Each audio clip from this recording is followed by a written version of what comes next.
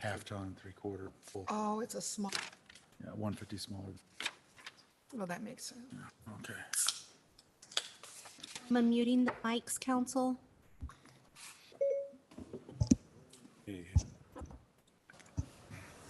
All right. And we have a cross and absent today. It's unfortunate. Wow. All right.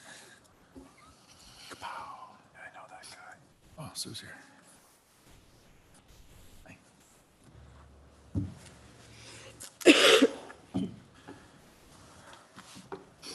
Very punctual, 7 p.m.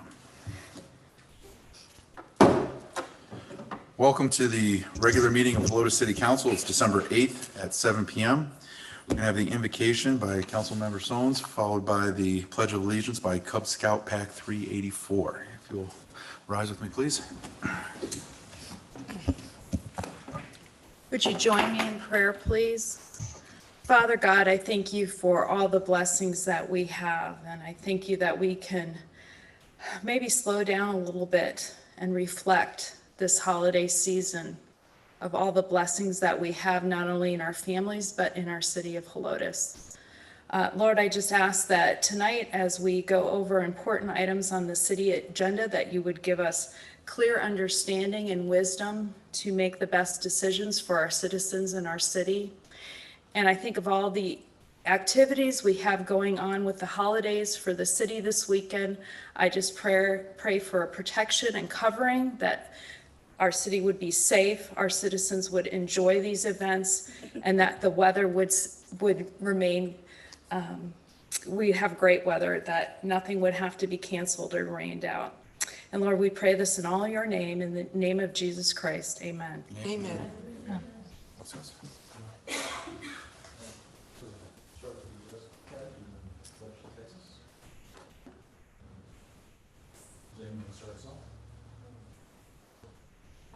Allegiance to the flag of the United States of America and to the republic for which it stands, one nation, under God, indivisible, with liberty and justice for all. Honor the Texas flag. I pledge allegiance to thee, Texas, one state, under God, one and indivisible. All right. All right, thank you very much. We had an opportunity to speak with the troop back in the conference room, covering a number of questions and furthering their education, and really appreciate you all being here today and taking part of our civil events here. At this point, we'll have the citizens to be heard. Do we have anybody signed up? And in that case, we will go ahead and close our citizens to be heard.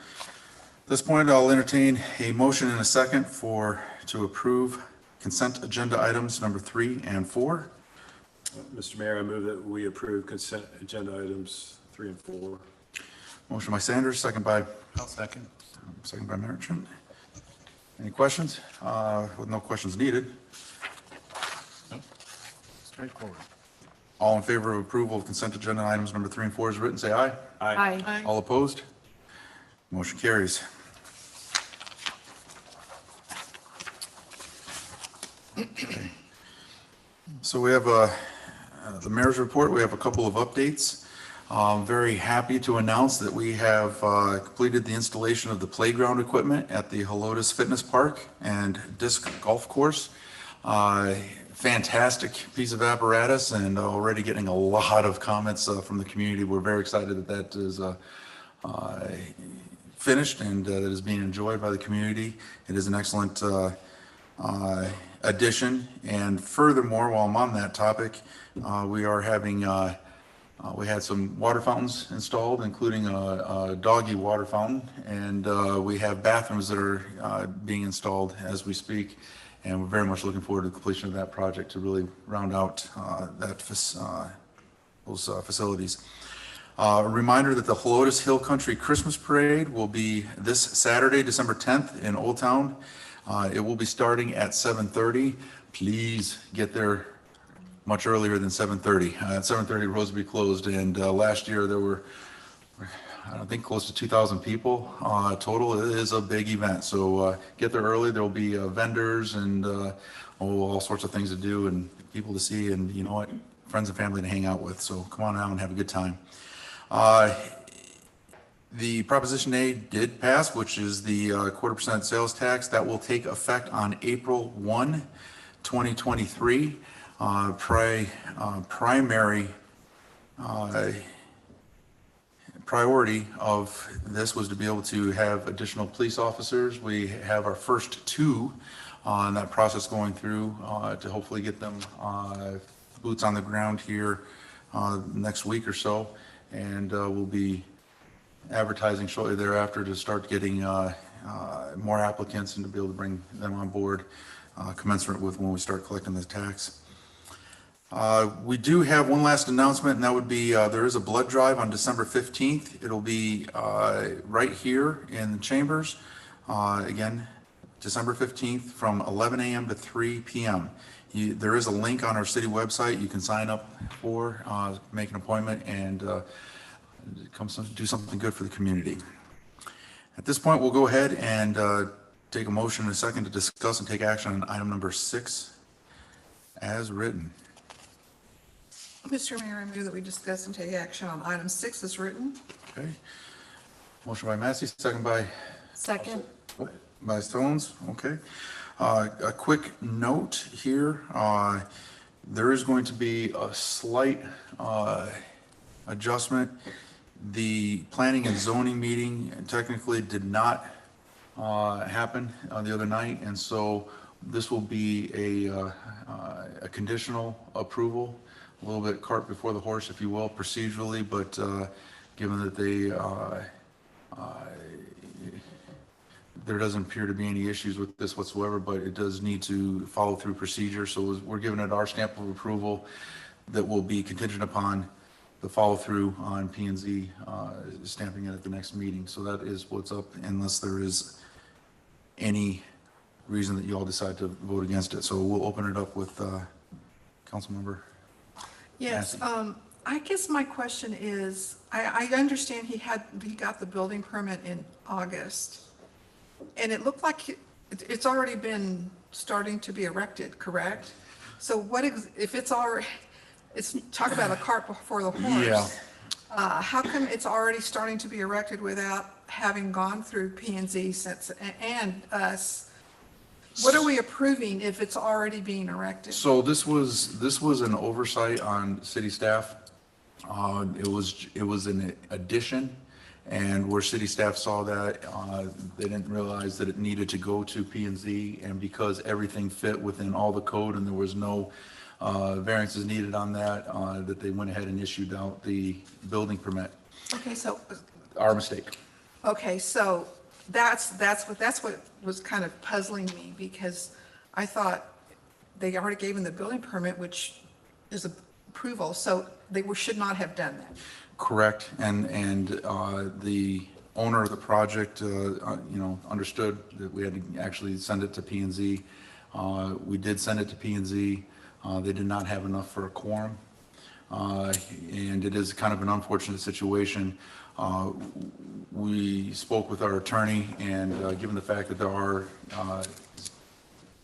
zero conflicts with the code or conflicts at all, there are no variances that we're looking here, that we felt comfortable that because it doesn't require a zoning approval, only a recommendation, that we can go ahead for the sake of the fact that the error here is really on the city side, not the property owner's side. So therefore, we feel comfortable presenting it to you to try to make amends for the oversight and error on the city's part. Yeah, okay, well, that explains it.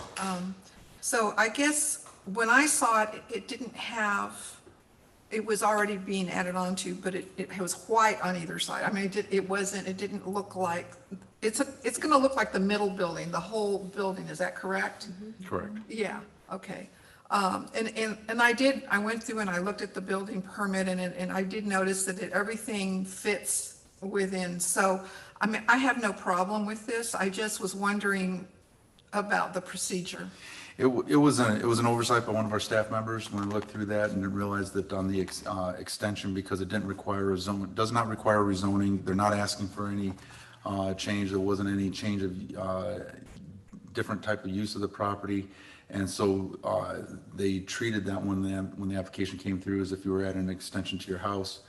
But because it is a business, it still needs to go to planning and zoning. So that detail was missed by one of our staff members. And so fortunately, nothing that they were doing conflicts with any of our code, and there are no issues, and that's a fortunate part. If there was, then we would have had to have actually stopped everything. Yeah. But the fact that we're really trying to make things right in this part. Just another question. So the building, when you're looking at the building straight on, the one on the right is going to be Ed's new office? And then the Correct. one on the left is just an extension of the existing building? That Owens will use. So the one on the right is not, it's just going to have an adjacent wall, but no entrance into it? Correct. Because they're two different businesses? Correct. Okay, that's what I thought. Okay, well, I think that it's fine. I just, thank you for the explanation. I don't think we should penalize the business owner because the city made a mistake, and especially under the conditions that you mentioned. So I'm fine with it. I think it's important to note that if we had made a mistake and there was something that was going on that was in violation, that we would still stop construction because of violation. Right. But because there are no violations, because there are really no harm in this situation other than the city staff had made a procedural error. We're just in a really kind of a correction mode at this point. So really all we're doing is taking a look and giving our seal of approval and then backfilling it with a recommendation from P&Z. Oh, and I was just going to echo those comments that the P and Z chair and the whole commission did not have any problems with the project, but they did have made a note that they took each issue with the procedure. Yeah. Mistakes happen. The important thing is to acknowledge them, not hide from them, lay them out and figure out what the deal is and how do we go from here. And that's the point of where we're at. This individual is not in the habit of making mistakes. This was the only one that I'm aware of. So it was a good faith, honest mistake, and it certainly wasn't the landowner's fault. So the spirit here is to not penalize the landowner in this manner. Any other I input? have nothing to add. Sir? No comments? Okay. With no additional questions, all in favor of approving item number 6 is written, say aye. Aye. All opposed, say nay. Motion carries. At this point, we'll take a motion and a second to discuss and take action on item number 7 is written. Mr. Mayor, I move we discuss and take action on agenda item number 7 as written. Okay. Motion by Sanders, second by I'll second. Merchant. Okay. At this point, I would like to go ahead. Do we have that up there? Selena, put it on the screen. So I'm going to give a little bit of history. Most of you know that I've been working since day one. I tried to address some of the financial downfalls of our dispatch center and the fact that we're underutilized and so therefore overly expensive per call. And I approached Bear County. Mr. Mayor, Yes. you're ahead. We're on the 911. We're at the 911 interlocal. Excuse me, the interlocal, my bad. I got to the 911 and I skipped right ahead, my Got bad. excited. Thank you, I was excited about that. Excuse me. Our Helotes Dispatch Center to deploy the 911 taking ability if needed for quarry. So let me open it up to questions. What were you talking about, Mayor? I was talking about item number I figured it would eventually dovetail into this. So, I can give a summary on this. So Go ahead. basically, we've always used Corey Run as our backup for city council, for dispatch services. They've gone into a new system called VDI. And because of that, we have to do another interlocal agreement so that we're able to utilize them if there's an emergency, if our servers go down, the building is burning, whatever, and we need to get to their dispatch center and do services out of there until we're back up and running, we're able to do so. And that's what this interlocal agreement, we've always had this, but it was a different system. And now they're going into this new virtual desktop infrastructure. They're requiring everybody that has an interlocal agreement to negotiate or reset one up for this new system. I didn't catch the first part of that with the feedback on her. Oh, sorry. So basically what it is that we've always had 2 spaces at Quarry Run with Bear County. So if something happens to our facility and our dispatch center goes down physically, we are able to go over there and use the virtual server that we have at Quarry Run. They went into a new system called the virtual desktop infrastructure, which is slightly different from their networking system they previously had. Because of that change, that is why this interlocal agreement is coming back to all the suburban cities that utilize them for a backup service. It's no extra cost to the city to be able to use those desktops, and that server is housed, and we just do our RX Technologies, which is our IT maintenance vendor, goes and does an update on the server that's there, and it just allows us to utilize their equipment with our server. Thank you. Okay. That, Well, that answered a lot of my questions. I guess my one piece of this, though, is Bear County going to provide our dispatchers training with that VDI environment? If they Yes, ever had. Yes, they have. They've actually started training them, and they will continue to do so. Basically, the only training they need is the connection aspect of it. The desktop itself will look like they're sitting in our dispatch center because it's a virtual image of what our current network is. Okay. And I guess my second question is there any additional benefits other than, I realize we have to do this, since they are our fallback location, so we have to be compatible with their environment. Is there any other residual benefit to our dispatch or to our city? Or is this just an environment upgrade? It's an environmental upgrade. There's no additional, it's the same system basically they had. They just changed the software behind it, the back end of it. And that's why they need permission in which our servers can touch their network and vice versa. And it will increase our. Marion, Jamie is here if council Okay. also needs for her to come up. It will increase the downtime from our center to there. So the current system requires RX to meet us at Quarry Run and get us logged in at that point. This system is already loaded. We get there, we get into the computer, we log into the computer, and it's there already. We don't have to wait for RX Technologies to meet us there, load everything onto the system, wait for that to boot up. So this is more seamless if we ever have to Yes, go to it's this more fallback efficient, scenario? yes. Okay. Okay. essentially, it's kind of similar to putting all our stuff on the cloud and then we just log in there. Exactly the Yeah. way I was envisioning it. Okay, that's all I had. Anybody else? Oh, I don't. Marion Okay. explained it well. Thank you, Marion. Thank you, Jamie. Thank you, Marion. Surprising us with an immense amount of knowledge from wherever you're at right now. You're back home, The cloud. I'm back home. on the cloud. Yes. Excellent. Okay, so with no additional discussion, all in favor of approving item number 7 as written, say aye. Aye. All opposed, say nay. Motion carries. At this point, we're looking for a motion and a second to discuss and take action on item number 8 as written. Mr. Mayor, I move that we discuss and take action on item number 8 as written. Motion by Massey, second by, I'll second it. okay, Glenn. This is a continuation of a program from UDC, so we'll have Glenn Goolsby, our executive director, to present. Well, I'm definitely grateful to be here this evening, and I realize I've got several items before you, so I will try to keep it as brief and educational as possible, and if you have questions, do not hesitate to ask.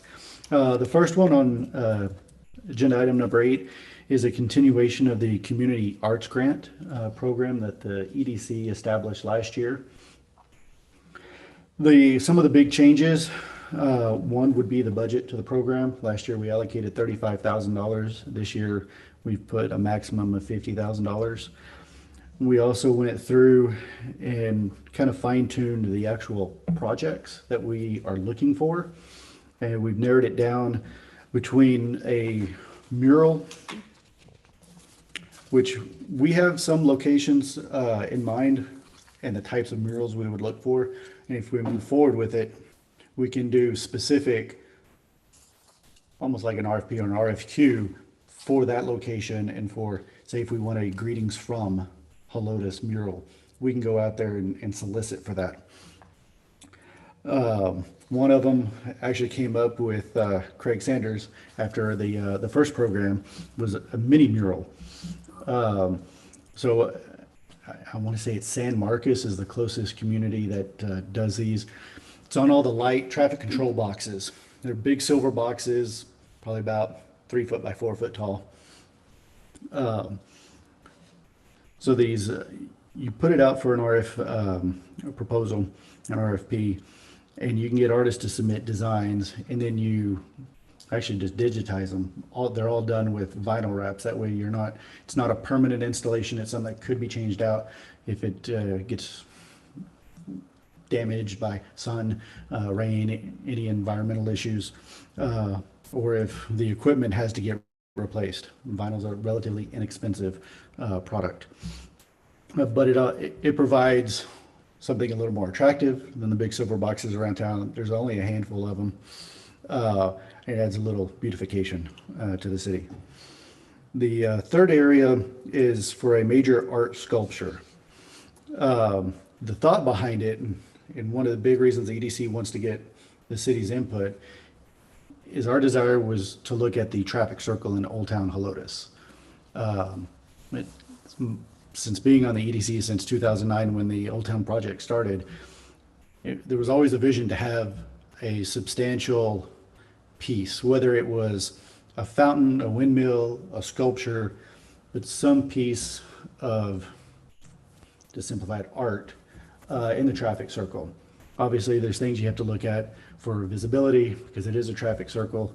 One thing I have talked with Josh Mayer, Public Works Director, it's a one-directional traffic circle. So you're really just looking lane to your left. You're not really having to worry about, oncoming traffic or anything like that. So it's a little simpler design for that. And then the matching side of the grant we changed. So if a business was to approach us on trying to do a public piece that's visible from public right-of-way, it would require a 1-to-1 match. If the project is located on city right-of-way, then we are looking for up to a 75% match. I have reached out, again, there's a Hill Country artist nonprofit that if we do pick an artist and there is time within the fiscal year for us to spend the money, they will help raise matching dollars. So it benefits us, the artist, and the community in that sense. We did put a stipulation that projects that are able to receive a higher match, so if we could get to a 1-to-1, would take priority. And we did keep the structure of the Community Arts Grant Committee. So once we either launch this program or specific projects, we will receive those. The committee will meet, select the pieces they want to move forward with, and then we can still go, I would say probably depending on the structure and the size of the piece, go to planning, zoning, and city council for approval. May I ask a question? Please. Why is it important that there's matching funds for these? This is a grant, correct? It is a grant. So why do you need matching funds from the artist or the entity? So if it's related to a business, the EDC didn't feel like the EDC should necessarily pay 100% for an art piece to be on private property, but to help encourage the arts, they'd provide, matching funds. When it came to on public right-of-way, it's a good question. I initially proposed paying up to 100%. And the EDC board felt pretty firm that 75% was the max they wanted to go, and then reach out to other entities to provide the additional 25%. What other entities would this poor artist have to go to? And it would be something that we work with the artist on providing additional matching funds from other organizations, and it's the artist, the Hill Country Artist nonprofit that would be my first choice to receive matching funds. So they'll sit down with us, the artist. They'll help develop a kind of a marketing campaign, and they help solicit. They'll do fundraising dinners. They take over on raising matching dollars. They've done it in Bernie and a few other Hill Country communities, and they're more than welcome to help Helotes. Yeah, I guess I'm still just trying to, especially this is on a public project that would be enjoyed by the public. I just don't understand why the EDC would not want to fund that 100%. It doesn't make sense to me that you've got the poor artist doing all the work to make this project, but now they have to go out and find 25% funding, and if they don't, then they have to pay, right? If they don't, that would be correct. But we help them, again, in the process to receive the matching, the 25%. Correct me if I'm wrong. In one of the previous submissions, there was I'm picking the number because I can't remember the number, $10,000 price tag for this piece of work of art. The $10,000 was determined by the artist for their time and whatever. So by the time you had matching funds, they were still being paid earnings putting this together. So part of the reason I think that from previous conversations is this person's still making money on the project. Maybe they're not making full retail price on what they are determining the price of the piece to be, which again, value in artwork is not just materials, right? But a lot of it can be subjective price. They could say, here's a nice piece of artwork, cost me 30 cents to make. It's $100,000. No, well, that's what I'm saying. And so they're saying, hey, if it's $100,000, you're going to be putting in 25,000. We're only going to be matching. May I ask another question then? Do all cities who have this type of project, do they have matching fund things like this, or do some of them pay 100%? Some do. There's a wide variety of programs out there. Some do provide like the one-to-one match. Some provide 100%. It varies, and it also, we look at it as we're trying to get more artwork for our money right now because this is still only the second year of doing the program. Whereas cities like San Antonio, they're in their 15, 20th year of doing art projects. So they tend to fund 100% for quite a few of them. And I think to Rich's point, the artist determined the value of the piece. So one of the problems with full funding is that you're dependent upon the artist's valuation of his own work, and therefore you could end up paying a lot of money for it. Also, there is sometimes when you have full funding of projects, you get some projects that can sometimes make you scratch your head a little bit. So I'll leave particular examples from other cities out of the discussion, but there's, it at least makes it part of the process to be able to. I understand what you're saying. It is hard. It's a subjective thing to value your own creativity, art, and that kind of thing. How much you would charge for a retail value for Right. something that you create. It is hard to do that. And so I guess I do understand, but I just wanted to kind of just bring it up. Who seconded that? So I would say for the artists, the matching funds or not, I mean, for a lot of upcoming artists, I would imagine to have a commissioned work for a city gets added to their portfolio. And so there's a residual benefit to the artist, I would think, especially if they're upstarting. And I think the other key thing is if we don't get inputs from that the board and everyone's, or that commission, everything approves, we don't have to spend that $50,000 as well, right? This is not a must spend. That is I correct. just want to make sure that's clear too. We don't have to spend it. We can be very particular. Hopefully we will get a lot of good inputs. Yeah, those were the 2 points that I wanted to make. Were you finished with, because sometimes when you finish your report, you've answered all my questions. Have you kind, Hell, I left one out there. because, well, I don't know. Were you kind of finished with your overview or? I think so. Okay. Because this is just my lack of knowledge, on the bottom of page 2, and it talks about the grant categories. You talked about the mini mural, talked about the major art. The other one was mural art grants up to 5,000. And, I don't really, could you kind of define the words adding works of art to streetscape? Just explain what that means. So that would be anything visible from, in my definition, anything visible from the right of way, so from the Okay, street. so you did talk about, all right. For example, like if you were to paint the fence of Floor's Country Store across from Elf Hardware, the whole fence, and turn the whole fence into a mural, that would be a huge, large, full works. Or even the side of a building that, you know, is Okay. barren, to add beauty, interest to the area. Obviously, for us, a lot of it is tied to tourism. A lot of people like to go take pictures, whether it's for Instagram, for, I don't know, a Helotes postcard back home. And so we're pretty excited to try launch this the second year, get more interest out there. That's why we tried to tailor it a little bit to some of the input too we got back. Because the first artist agreed to go 75%. He didn't see a problem with it, knowing that there is I guess a profit, you know, an overhead built into the pieces.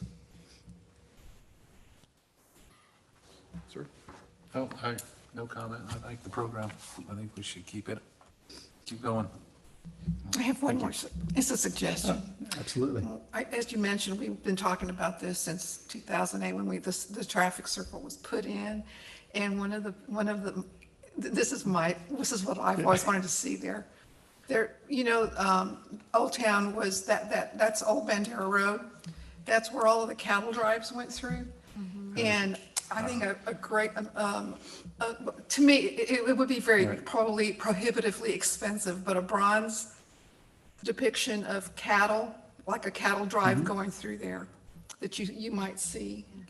That would be so cool, because that's what that place was known for, the cattle drives. That has been discussed. Yeah. Whether it was bronze or steel, but it has been discussed. And there are a couple of local artists that do that. They do.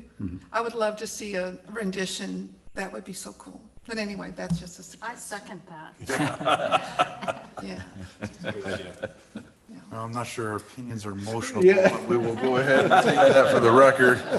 And Not on the agenda. if there are no other questions or comments, all in favor of approving item number 8 as written, say aye. Aye. All opposed? Motion carries. Similar to that, we have the EDC looking for a discussion and a motion and a second for discussion and action on the Retail and Commercial Tenant Improvement Incentive Grant Program for the EDC. Do you have someone willing to make a motion? Mr. Mayor, I move that we discuss and take action on 9 as written. Okay, seconded by? I'll second. All right. Councilmember? So apparently, we already have someone on board for this grant. Yes. And yeah, I was reading through this. And so as I recall, it's been a successful program somewhat. Is this the first, though, in this that's coming up, or have you had many applications? So we've had 2 for fiscal year 2023 already apply. The only reason one of them is on the agenda tonight is because it's in excess of 10,000. The other applicant was 8,000. So they did not require additional council approval. Oh, I see. But they're both contingent upon the program tonight getting approved. Correct. And I read through everything, and as one of the biggest issues was making sure that the improvements were going to stay. They're not something that is going to be taken with them if they left. And this particular business is going to, they signed a lease for 5 years, correct? So I see that, to me, it looks like y'all have done a really good job of putting this program together, and I think it's a good program. Thank you. So, I know one of the big changes for '23 was taking out signage. We had included it last year, but after discussion, signage is obviously very tenant specific and something that will disappear when they switch hands.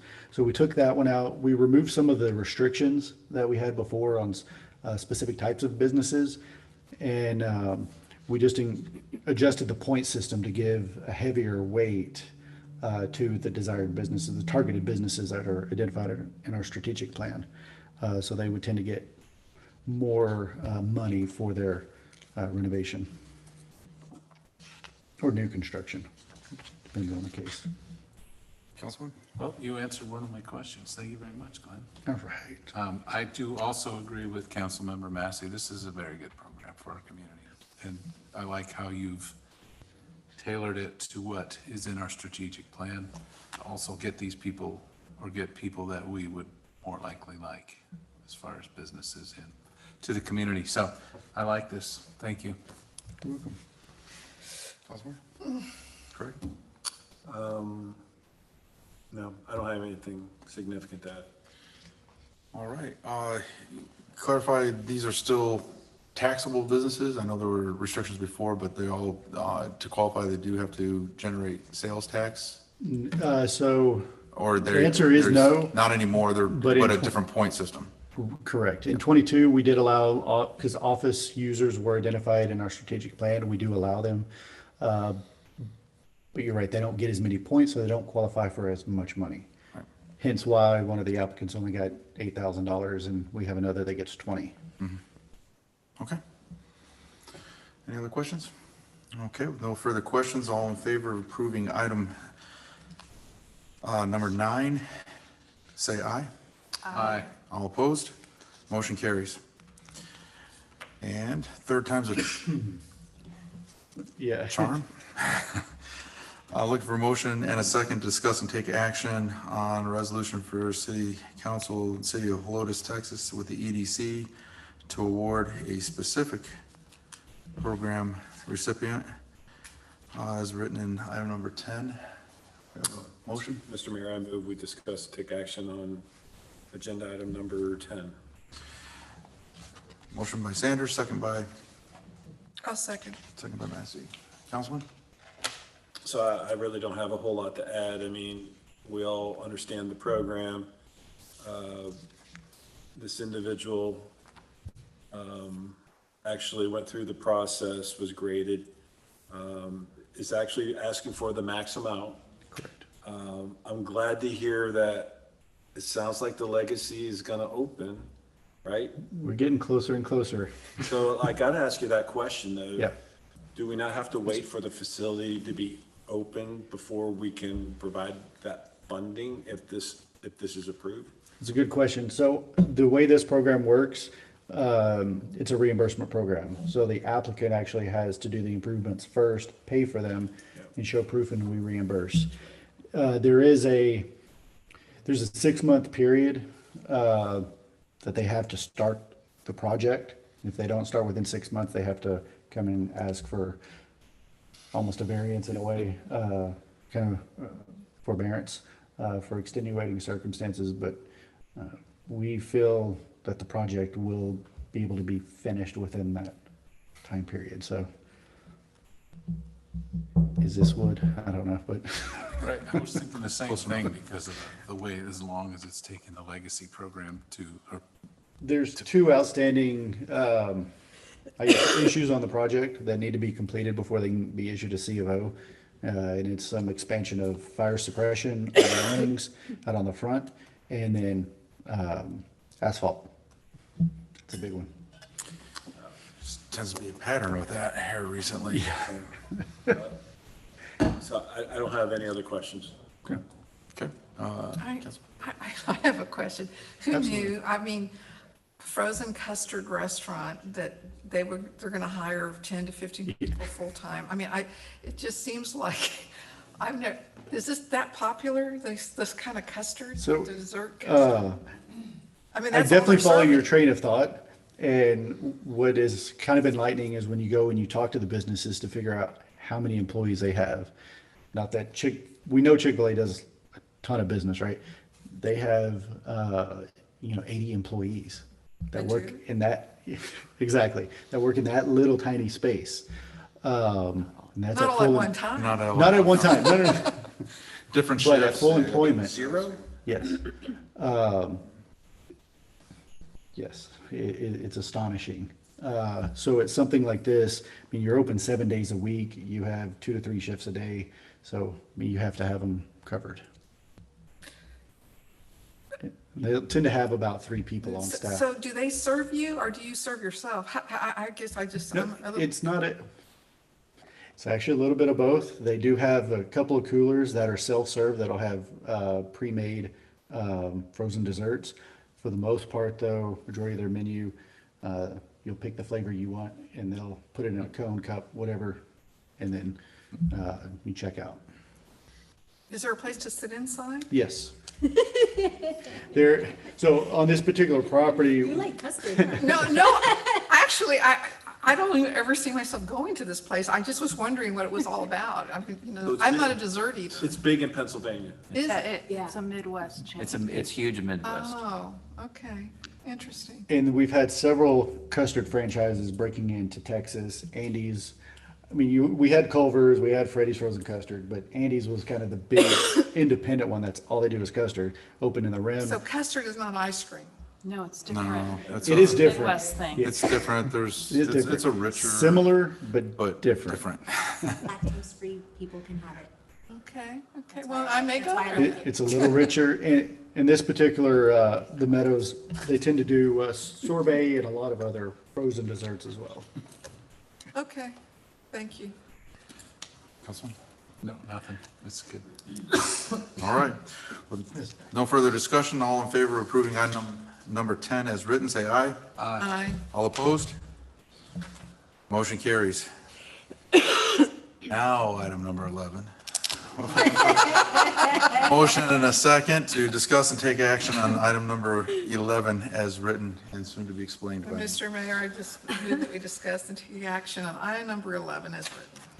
Motion by Massey, second by I'll second. Second by Merchant. So, we were looking at the fact that the going rate for our current dispatch services, or at least the amount of calls that we take in, has been, using rough numbers, estimated to be about 150,000 a year. Earlier, last year, council authorized me to negotiate a deal to have services covered by Bear County Dispatch Services. That process led us to the realization that though they would love to be able to provide services and could do so at a price of roughly $140,000 a year, they could not provide the capacity to do so because they don't have the employees to do so. There were a number of rounds of meetings downtown, resulted in a number of possible programs, which really have no bearing on where we're at right now. We'll skip to what they finally decided is that when they did their final budgets, and I believe some of it came through ARPA, at Commissioner's Court, District 3 Commissioner Bernard had utilized, they each had $400,000 worth of funds to use, from what I can tell, at their discretion, and she used $350,000 of her funds to provide interim funding for the Helotes Dispatch Center for this fiscal year. There are no strings attached other than to reporting, of course, monthly. We're actually looking at doing, the agreement was originally sent over in draft format, and it states monthly, but we're looking at this draft form also has to go before the Commissioners Court for approval before we'll have an executable contract. So what we're looking at is having council authorize me to be able to execute in accordance with the terms, most specifically on the redlined edition of what you had, because there were some typos in their draft copy. Obviously, this is not for parks, this is for dispatch services, so they clearly took a previous agreement, which is common to cookie cutter agreements, and just changed the workings of it. There were some grammatical issues in there, which undoubtedly their legal is being passed through their legal department at the same time it was passing through ours. And so we have a draft format where we will receive $350,000 for the fiscal year, and where they were justifying it is it put us on a timed clock to be able to be absorbed into Bear County Dispatch Services. Of course, Bear County has to be able to hire enough people to be able to provide the services before we would actually go over there, and so we would still have to accept whatever terms if we're ever to get to the point of looking at switching over services. So none of this mandates that we go there, because they can't mandate that they'd even have the ability to be able to take us on. All this does is provide interim funding for this fiscal year, and in the hopes that they will be able to do the salary adjustments that they were looking at doing. I know the Bear County did approve funding for doing salary surveys to make some market adjustments such that they could presumably pay appropriate amounts to be able to maintain their staff and be able to recruit staff to stay there. And as they increase the staff, the individual workloads will go down, which makes it a more inviting place to work, and that would provide the environment in which we could look at taking our services there. That is a whole separate conversation once they get to that point. So all we're doing here is looking at interim funding being provided by Bear County. They have already approved this. This is an approved expenditure in this year's budget. We're really looking at just basically completing the paperwork to be able to receive the funding. So what you're doing is authorizing me to execute the contract in the spirit and the content of what our draft agreement is here, with the allowance for any type of grammatical or minor adjustments, but not changing any scope from what is already listed in the draft version before you. Again, the procedure here is that it has to be both approved in an interlocal agreement between, approved by our city, has to be approved by the Commissioners Court. We happen to meet before they do, so They won't approve it until we do anyway. so we want to get that ready so that when they approve it, then I can execute it at that point. So that's really what you're looking to approve or give or authorize me to sign on city's behalf. I have a question about how the money is distributed. I noticed that we have to do monthly reports, correct? So monthly, but in a conversation we had, they are going to be switching that to quarterly. Oh. So That's better. that is better. So we will be looking at filling out our first quarterly report here in the beginning of January for reimbursement. It is designed as a reimbursement grant, so we expend the funds and then we get reimbursed. Okay, so the question then, you put it, the quarterly, so in other words, it's not going to be more than 350,000. It could be a little less depending on what the quarterly. No, it'll be. It will be that It will be amount. $350,000. Our expenses, we know what our expenses are. Yeah, I saw With a it. high degree of certainty, because what we're dealing with is salaries. Some office supplies. So if there's a variance, it's, a difference between maybe $10 or $12 a month. So really nothing there. We have a submittal form for all the areas. All of our expenses are tracked in code. So we have availability to be able to produce our salary and overtime and overhead costs for the reporting. And of course, So will we, our subscriptions that we pay for, and those will be accounted for in the month we actually pay for. so we will be reimbursed quarterly Correct. after turning in the paperwork? Correct. Okay, and that's all the question. I want to thank you for doing this. I know you did a lot of groundwork to get to this point, and I appreciate that, and I think this is a good deal. Thank you. It has been a long road, a long journey, in the quest of trying to provide what would be financially responsible for the citizens of Helotes.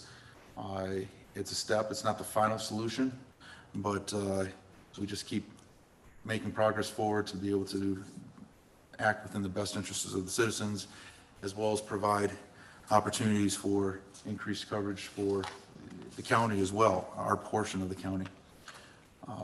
Now, that being said, it may come back in monthly because it's still a draft form. So whether it's quarterly, monthly, recognize there'll be some latitude on that, whatever they've come up in the final amount.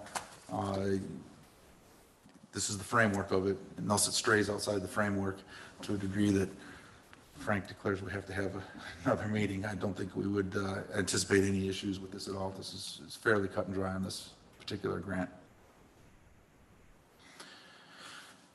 No, I agree. This is cut dry. So, but to be clear, this number right here, as it shows on the screen there, Correct. $526,182,000 is what? That's the current cost of our dispatch center for a year. Thank you. Uh, I see. The anticipated billing from Bear County would be about 140,000, so the difference really there is about 386,000. We got a grant for 350,000, which covers the vast majority of that. It's I'm very grateful for the support we've had from not only Commissioner Bernard, but also Judge Nelson Wolf and others that has saw that there is a need to support what we have going on here, as well as in our attempts to be able to work with Bear County and as they experience their growing pains and restrictions as far as the labor market goes. So it's a work in progress, but right now we have a year's worth of answers, a year's worth of solutions, and we'll continue to work on these solutions, and we'll see where we get to by next year. Councilmember? I guess I just want to make sure that I understand that the Commissioners Court approved this in their budget because we have leadership changes. You just mentioned the two people that are very helpful, and Judge Wolf is gone at the end of this month. And so my concern is that, is new leadership going to come in this? I mean, this is really a No, this was an approved and adopted budget. So now this is an item that is basically going through, kind of like we issued a PO for something.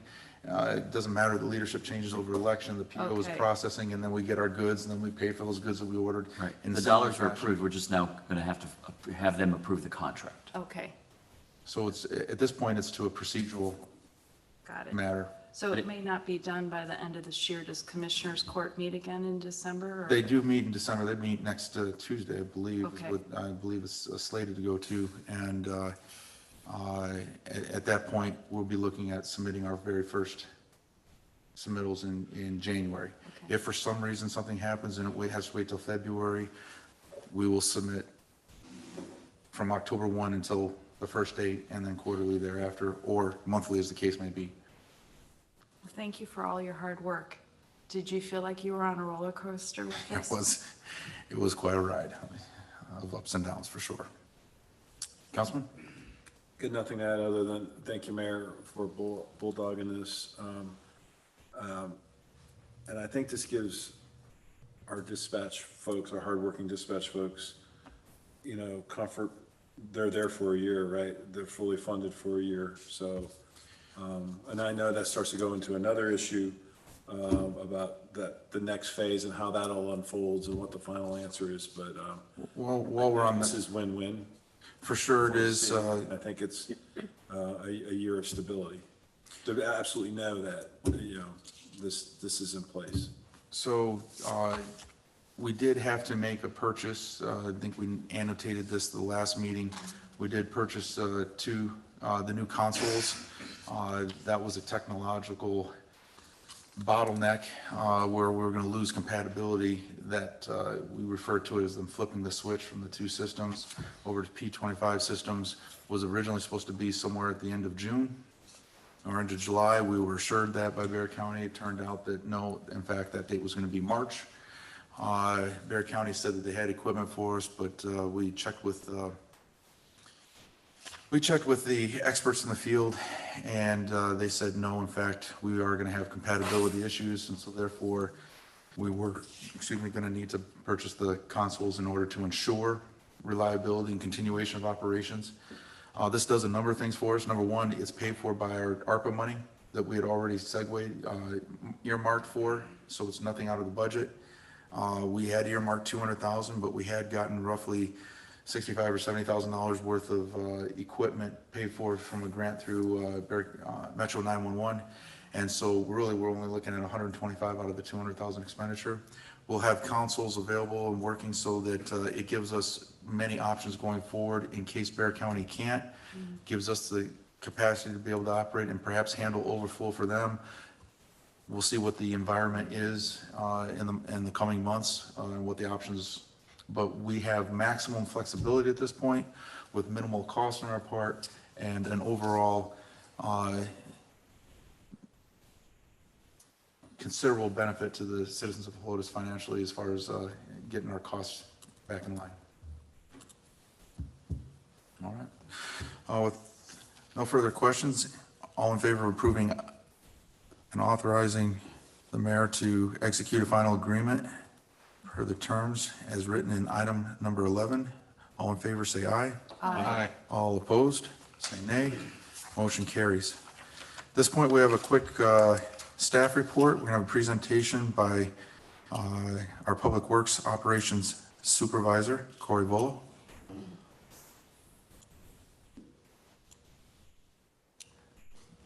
Hello, everybody. Thanks for allowing the time for this tonight, too. Absolutely. So we're just going to go over real quick the City of Helotes Municipal Separate Storm Sewer System. What is an MS4? It's a conveyance or system of conveyances consisting of roads with drainage systems, municipal streets, catch basins, curbs, gutters, ditches, man-made channels, or storm drains, or anything that's designed or used for collecting or conveying stormwater that is not a combined sewer. In layman's terms, or to make it simple, it's any form of stormwater that's not part of a sanitary sewer system. So going through here, we're just kind of detail what the city is responsible for and how we implement things. I don't want to read this verbatim because I think it's just going to lose people's interest, to be honest with you.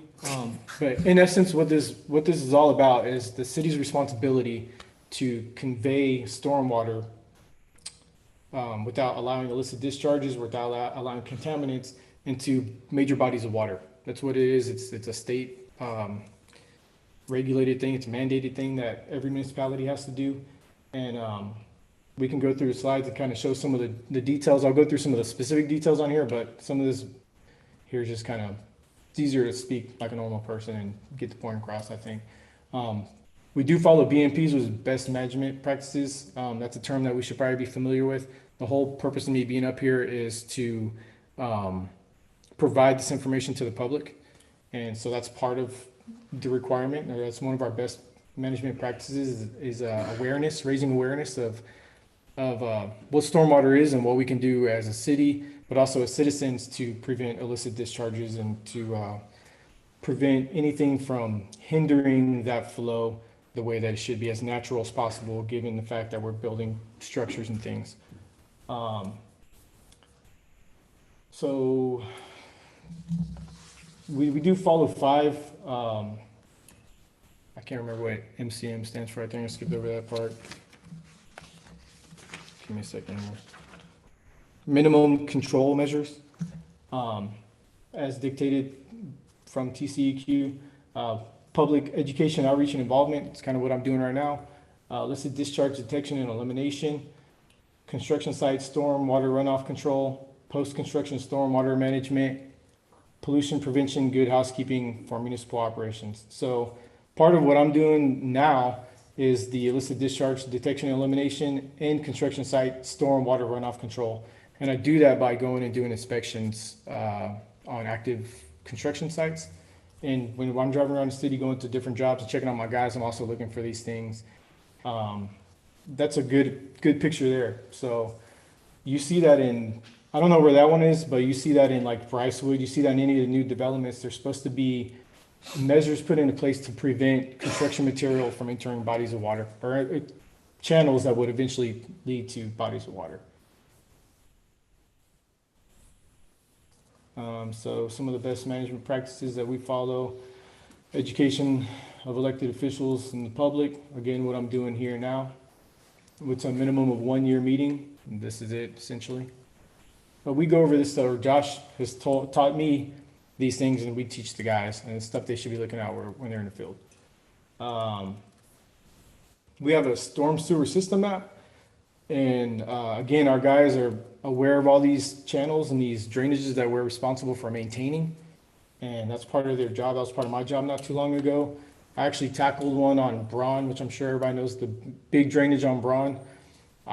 Myself and a guy named Miguel that used to work here back in March, we removed probably 10 cubic yards of waste from that area. Tires, there was someone threw like a chimney down there, big remote control cars that you kind of play, I mean, all kinds of stuff down there. And we also, while we were down there, removed some dead vegetation and regraded everything. So that was one of the things that we implemented as a city to help prevent illicit discharges from actually entering that body of water.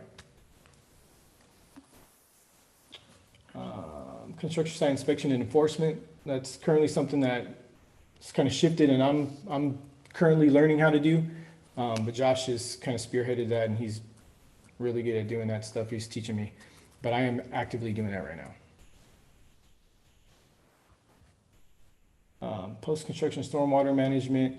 I think a lot of that's done during like the engineering phase. I think our engineers review what plans the engineers of the construction companies or the developers have put together to make sure that it's going to fall into our guidelines and what we're required to do. That's in a nutshell, that's what it's about.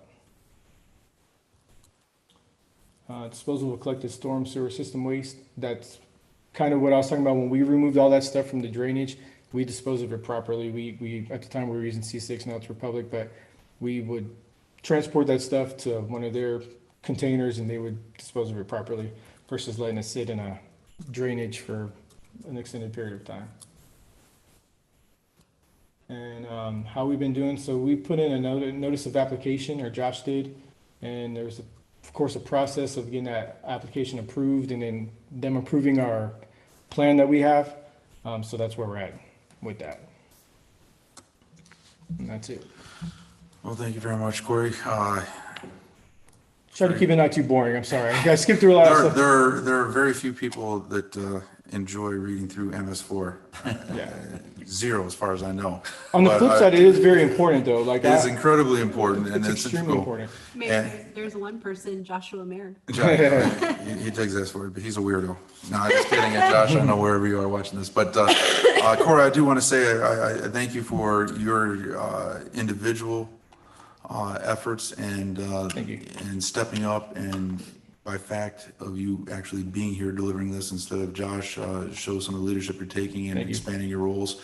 That is incidentally one more mark of quality employees that look for ways to be able to advance and to be able to take a step forward and take extra lead by example mentality. And so for that personally, I thank you, Corey. Thank you. It means a lot. Appreciate your work, and you work hard here. You and I have talked on a number of occasions throughout the year, and I just appreciate all the effort you're doing and getting involved with this, not only as part of your job, but also as expanding your roles. Does anybody have any questions particularly on this? I would like to see a picture next time of all that trash you pulled out. I have it. Brought, I and haven't. I think even emailed it to goes on myself. the social media website, Get With Sam. Okay. we can Because do that. I think you talk about interesting, I think people would be If surprised. you see the before and after photos, you'd be really impressed. Yeah, that would be great. And again, I skipped through it, and it sounds boring and all that stuff, but I don't want to dismiss the importance of it by doing it that way. everything from curb structures to us as citizens and council members, whoever, we can utilize the See-Click Fix app to report things that you see. And the awareness is what I think is the most important thing to take away from this, because I think that the average person, and myself included before I started doing this, I didn't really think about these things. But if you even dump, say, pool water that you're draining out into a drainage, that's an illicit discharge. People with their residential chemicals, there's so many different things. It doesn't even have to be a chemical. It can be solids. And just being aware of that is extremely important. I'm actually glad I was given this role, because I do have a fascination and appreciation of bodies of water in Texas. And we got to protect those. I'm not trying to sound like a tree hugger or anything, but we really do we have to protect. It's up to us to protect this stuff. And this is one key way that we can do it. And I think that there should be a level of appreciation for these laws and these regulations and the people who enforce this stuff, personally. May I ask a question? Please. On slide number 5, that picture of the curb that's all messed up, and the trash there and all that, who's responsible for fixing that? The developer. The developer. So, okay. Do you clean up any of that at all, pick it up? You just notify the developer We and would, tell yeah, him? we would enforce it. We would go out there, you can give warnings, and if they don't, you can basically a time frame that they have to remove this stuff, or they're gonna have to cease what they're doing, essentially. Okay. Yeah, we personally, I mean, I don't have a problem picking it up, right? Like, that's part of our job, is picking up debris. It's not that it's below So me, this but that's their particular- responsibility. That picture then is at a construction site? Yes. I see. And so that apparatus, or that material, that black material that's in there, is designed to be a catchment system, essentially. So it's doing its job. It's not pretty, but it's doing its job, and that's so that it's easier for them to prevent it from entering that conveyance. And, it's more of a catchment system. And that was in Brycewood, you I said? don't know if that's Brycewood. Oh, yeah. I'm just saying, I've seen those in Brycewood. I drive through Brycewood often for inspections, and they're doing a pretty good job out there, so. Thank you. Thank you. Yes, ma'am. Any other questions? Issues? Thank you. When they do the hazardous waste pickup with C6 Now Republic, and Sam promotes that, that may be a good opportunity to get your pictures out to encourage people not to dump Yeah, that's a good point. that out. I'll make and, sure that we, I'll I get have Sam on things that. in my garage that need to go to that, so I'm looking for that too as well, so. Yes, ma'am. Thank you. So Count- just one, Sorry. Marion, is that you? I just wanted to let y'all know, we have been actually been a little bit more proactive in getting this information out. We used to just send a once a year postcard, but we're doing a full campaign this year, sending something out quarterly. And I believe that's where those pictures were Corey gave to Sam. She'll be sending that out, but we do have a campaign for this year so that we can continue to educate our citizens and residents and commercial business of what M is for, what the requirements for, what we are regulated to abide by, and so forth. And so we're just little by little, we're going to continue to get that education out. And yes, with the hazardous waste material, we'll be basically reiterating that and giving that information out. And hopefully that will be done March or April. Yeah. Thank you. And it's nice giving people an avenue to get rid of that stuff, so they don't pour it over their back fence or Exactly whatever right. it is, so. One final note, the hat that Corey is wearing is part of a little bit of appreciation with, you turn to the side, that first responders, public works, first responders badge is, this hat is only given to those that complete IS series training, such as IS series 100, 200, 700, 800, I think 400 as well too in that group. I got my hat from Josh the other day because I have gone through those certifications, so you can pass on to the people that haven't got it yet. Don't let the mayor out-certify you. Right, exactly. Well, the Give guys them a got fired a up. little challenge there, but as they complete that level of training and certification, they're getting an award to be able to wear that hat with the badging on the side, so. It's a cool incentive. I mean, the guys should be eager to get that stuff anyway, but it has got some of the guys fired up. Like, I've had people, hey, can I take these courses? Which, normally people don't really want to take courses, so anyway. Thank you very much, Corey, appreciate it. Thank you for your time. Thank you, Corey.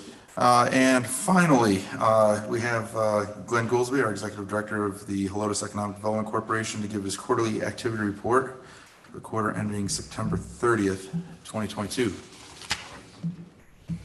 So my apologies for this being a little bit tardy. There has been voting here at City Hall. There's been canceled meetings. There's been a lot of interesting issues to get this for you guys tonight. So like you mentioned, this is for our fiscal year 2022 fourth quarter. So sorry, let me go back, July, August, September timeframe. So for the EDC, we were actually extremely busy. The EDC board went through some workshop training led by our city attorney here, Mr. Garza, to go through the Open Meetings Act, the Public Information Act, agenda posting requirements, closed session requirements, and also Type B economic development corporation guidelines set by the state.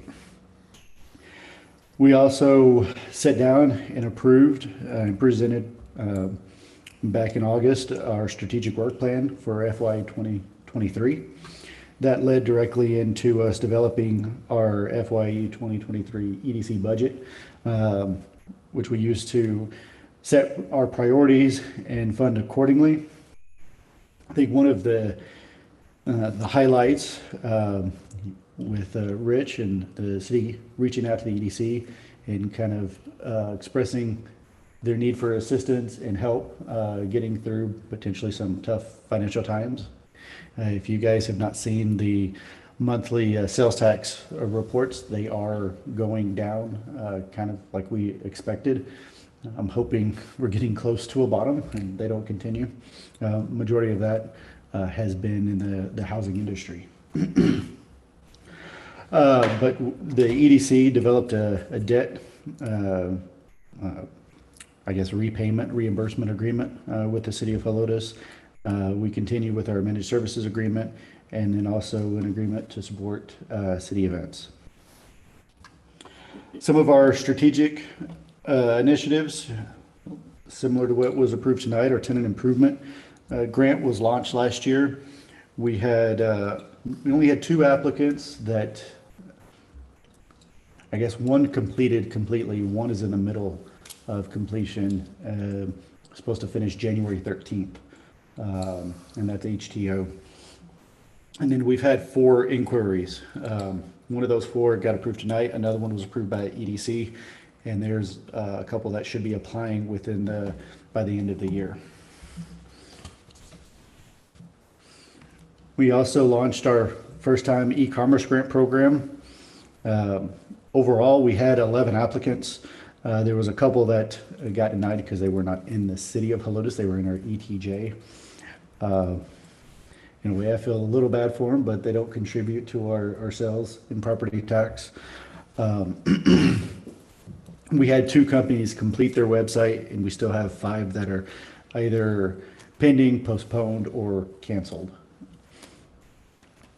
I do not plan to do any improvement. We launched our first community arts grant program. We approved the art installation.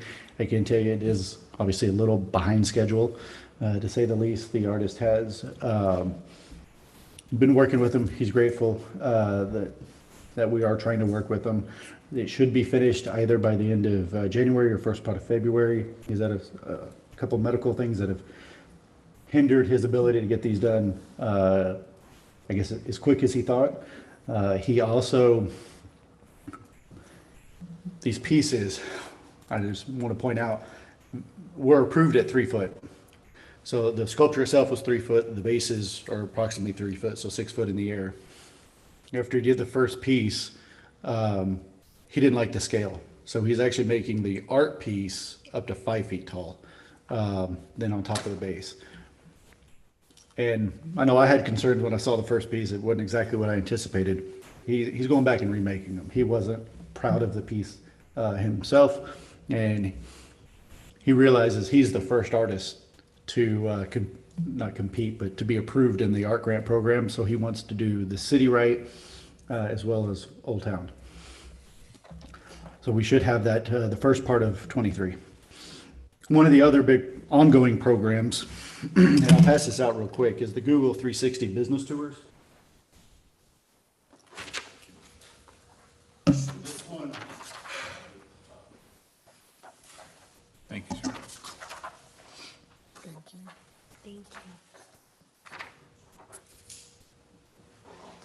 This one, we had 9 businesses this year that participated, that we were able to get complete. On the front page, you can see a sampling of some of those businesses, some of the interior pictures. In all, there that totaled 131 what he calls virtual viewpoints. Those are points where you set up a 360 or take a 360 image in the business. So to do 9 businesses, there was 131 stations that had to be filmed. And then he provided approximately 103 pictures in total. So a little over 10 per business. The backside of that is some testimonials from the businesses as well to show obviously how grateful they are for the extra effort and marketing that the EDC provides. The EDC did approve this program to continue in 23 as well. We continue, with a lot of our marketing initiatives. One of them that's we kind of backed out of for a couple of years was the Texas Hill Country Trail Passport. The organization had reached out to Sam, and she contacted the EDC to see if we'd be interested in funding, getting Helotes back into the Hill Trail Passport. I wish I had a sample here tonight to show you. So they're set up at several travel destinations. Any organization participating gets the passport and a stamp. And so there's, I think that in 23, it's a 2 to 3 year commitment. I want to say there's 25 features in the passport. So we're going to feature Old Town Helotes. We'll have a page for Old Town, and it's got a spot for a stamp. And we'll have a stamper in Old Town. So if people come out, picked it up from another destination, they'll get it stamped. The promotion behind it for Texas is the family that gets X number of stamps, and I forgot what the threshold is, 10 or 15 stamps, then you can turn it in and get a t-shirt, with some travel tourism t-shirt mailed to you. It's kind of interesting. I couldn't hit all the destinations in the passport this last time because we hit it at the last quarter of the cycle. But it's kind of fun. And they do that for Texas caves and some other specific niches as well. We also participated in YOLO. One thing that is kind of hard to notice, everybody I'm sure saw it either on the city site, Facebook page, YouTube. You should go and look at the metrics from Helotes versus other destinations. We have some of the highest views, shares, engagements in every platform. We've received over 1,100 views on YouTube. Majority of the other cities, including San Antonio, Cibolo, Bernie, are 400 to 600. So I was at Wine 101, right? And I think the owner of Wine 101, she made that comment, right? She said, oh, we had a bunch of folks that came here and they said, oh, well, we came here because we saw it on YOLO. We wanted to check out Wine 101. That right there is awesome feedback. And I mean, I don't think that's anecdotal either. I think that's happening a lot. Yeah, BR Anderson with B Daddy Barbecue reached out to me the weekend it aired. He did more sales Saturday than he typically does in a week. He sold out by 6 o'clock. And he said it doesn't happen on a regular basis. It's unusual. So obviously everybody that participated, extremely grateful. I hope there's a little more trickle future effect than just one weekend, but it's still getting airtime. Well, to that end, I remember we did purchase the extra, spent the extra money to get the B-rolls so that we can continue to drop that in our social media platforms and, some B-rolls, some, quick little things that we can put together. We can have some of the time that we have partitioned away for Sam to be able to work on that, as well as, and I think we should suggest that we Right, and we may have to trickle that out on a somewhat regular basis, just to kind of keep it fresh. We may have to contract out some of that too, for some editing. We're looking at other ways that we can utilize that footage, whether we're taking over I call it taking over websites. So if you go to MySA or KSAT, you see a lot of branding maybe for John Wayne or Thomas J. Henry. That's bought advertising that we could use some of that footage for. or even additional airtime through a Spectrum or some other network. Glenn, I have to compliment though the EDC. I mean, it was one of the reasons it was a success is because you did a great job picking businesses and working with YOLO to brand Helotes. And that just jumped out at me. So, there's a lot of details, a lot of thinking that goes through. And I remember I wasn't on council when it was approved, but I was sitting out there, and I think Councilmember Massey said it's going to be hard to pick businesses, and I'm sure. I think I remember that correctly. She made that did. comment. She's And- absolutely right. It's an extremely hard thing. We had a couple businesses that were upset. Looking at the success of this, I feel very confident that we would do it again and feature some of the other historic businesses in Helotes. Now, of course, I would have liked to see more of the history, but I'm also very interested in that, and I understand it is a travel and food and not a history show. I agree with you. A little more history would have been nice. So that was the challenge. We tried to incorporate obviously as many locations as we could. They recommended 5. We squeezed in 8. So it was really quick. So that was the one downside. But I think overall it was a very, very positive piece, and we're still getting engagement out of it.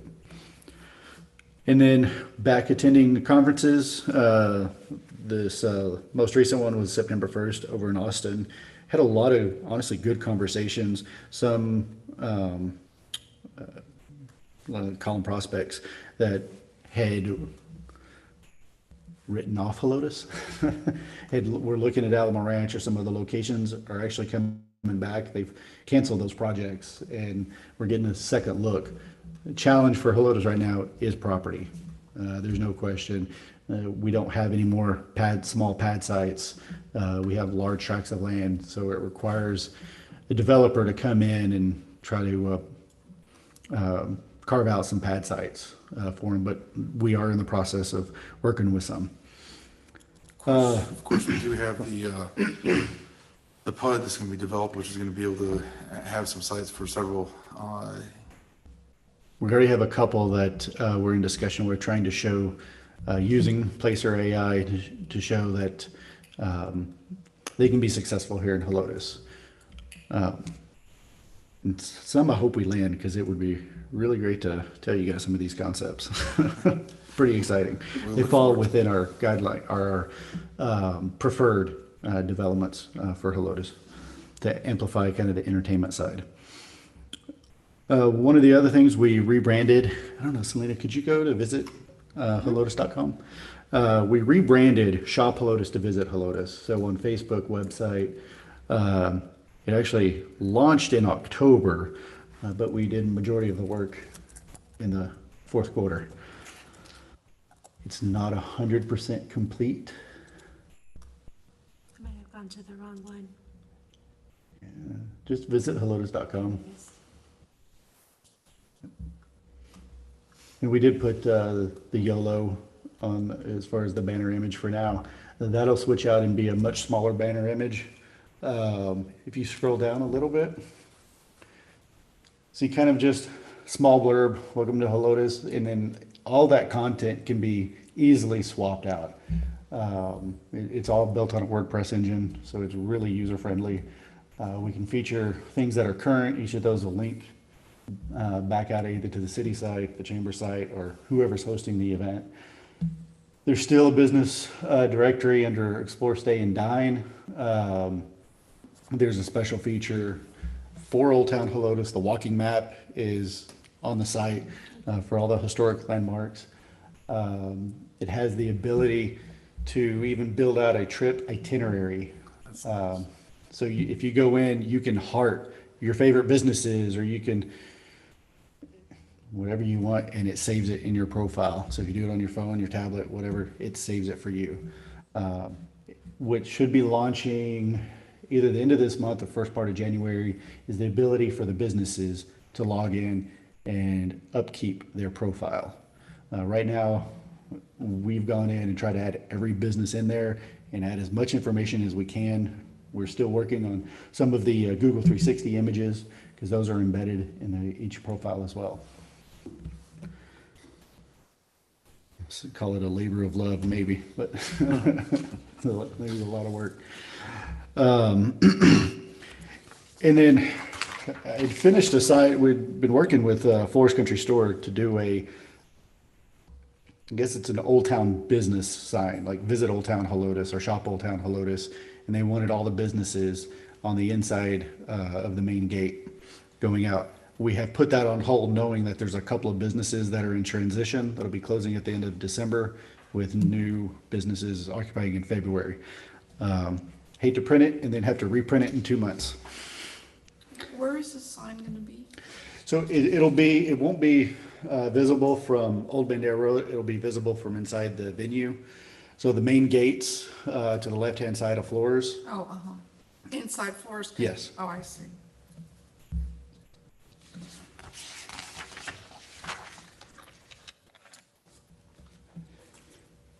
And then on project activity, currently we only have 3 available lease spaces without considering the legacy. And I say that caveat because it's not a complete project. At this time, it still likely has a couple months to complete.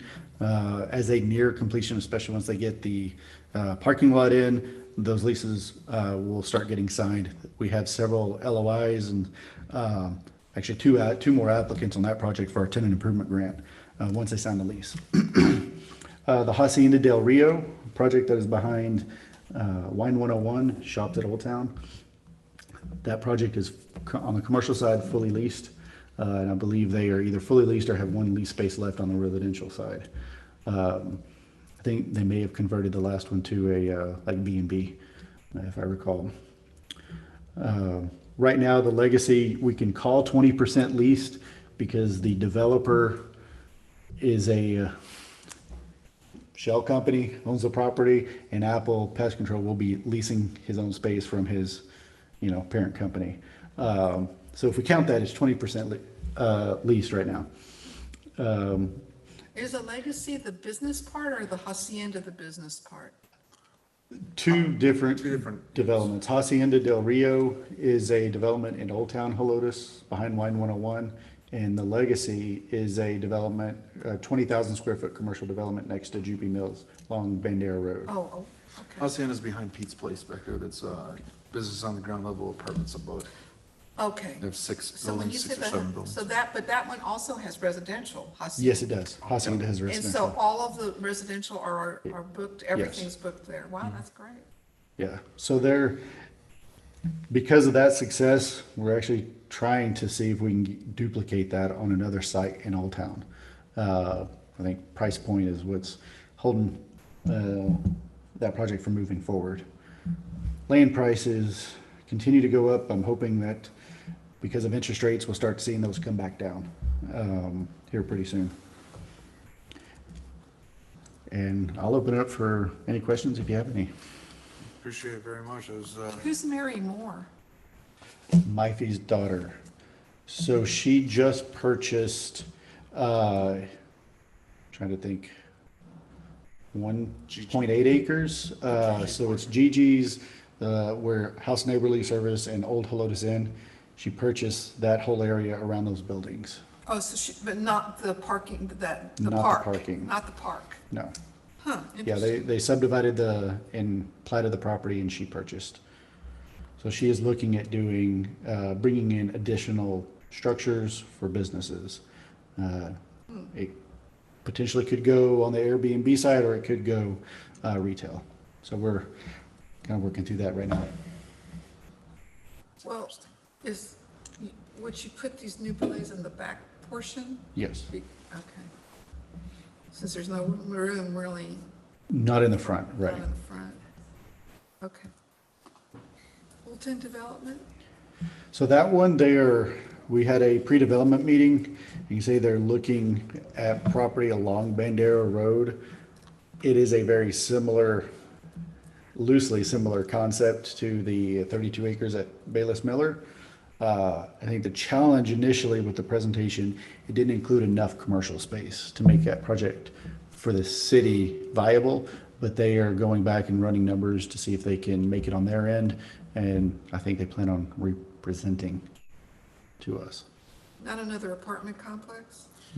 Not at apartments, it's single-family rental homes. So bottom line, that was, and I was part of that meeting. And again, we really can't talk too much about it because it was just really conceptual.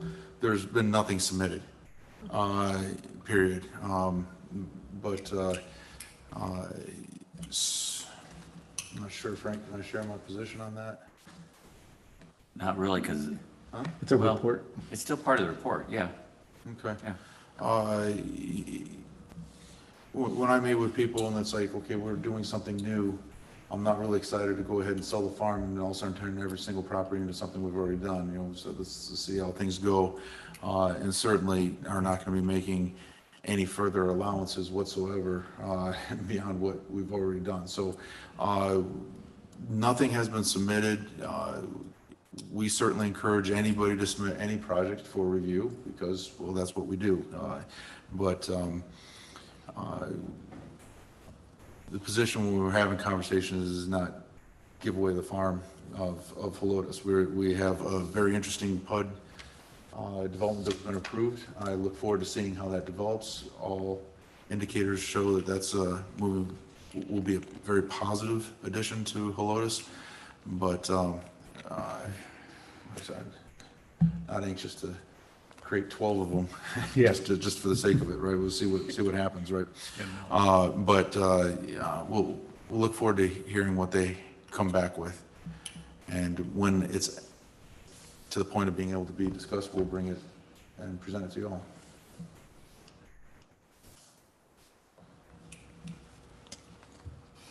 That's all I have. Thank you, sir. Thank you, sir. Thank you very much. Great update, thanks. Thank you. All right. And then all of a sudden I realize it's back to my turn. This concludes our meeting. And so with no further business, we will adjourn. Time is 8:30 p.m.